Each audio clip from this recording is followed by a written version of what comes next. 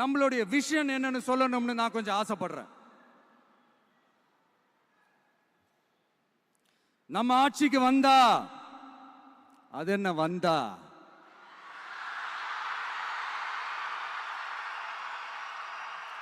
வருவோம். மக்கள் கண்டிப்பா நம்மளை வர வைப்பாங்க.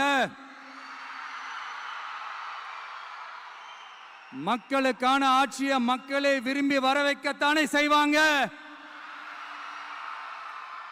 அப்படி மக்களால் அமைக்கப்பட போற நம்ம ஆட்சியில நம்ம என்ன செய்ய போறோம்ன்றது அதுக்கான அந்த தேர்தல் அறிக்கையில்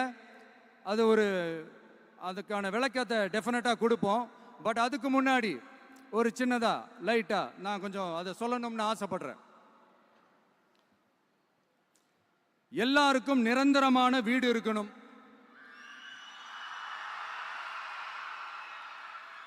ஒவ்வொரு வீட்டுக்கும் ஒரு மோட்டார் சைக்கிள் வாகனம் உறுதியா இருக்கணும்.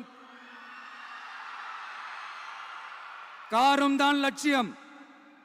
அதுக்கான வசதி வாய்ப்பை உருவாக்குற அளவுக்கு பொருளாதார வளர்ச்சிக்கு வழியை உண்டாக்கணும். ஒவ்வொரு வீட்டில் இருக்கிற ஒவ்வொருத்தரும் மினிமம் டிகிரி படிச்சிருக்கணும்.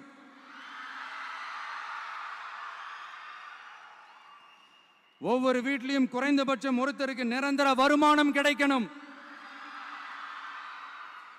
அதுக்கான வேலை வாய்ப்பை உருவாக்கணும். அதுக்கு தகுந்த மாதிரி கல்வியில பாடத்திட்டத்தில் சீர்திருத்தம் செய்யணும்.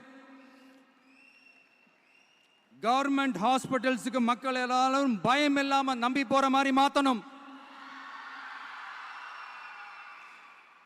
பருவமழை காலத்தில் ஏற்படுற வெள்ளத்தால ஊரும் சரி மக்களும் சரி விவசாயமும் சரி பாதிக்கப்படாம இருக்கணும்.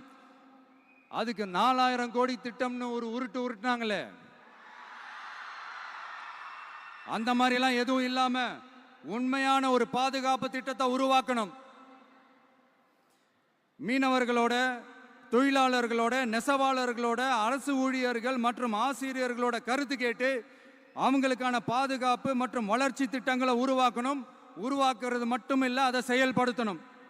முக்கியமா இண்டஸ்ட்ரியல் டெவலப்மெண்ட்ஸ்ல கான்சென்ட்ரேட் பண்ணணும். எல்லாத்தையும் விட ரொம்ப ரொம்ப முக்கியம், சட்டம் ஒழுங்க ரொம்ப ஸ்ட்ரிக்டா வச்சிருக்கணும்.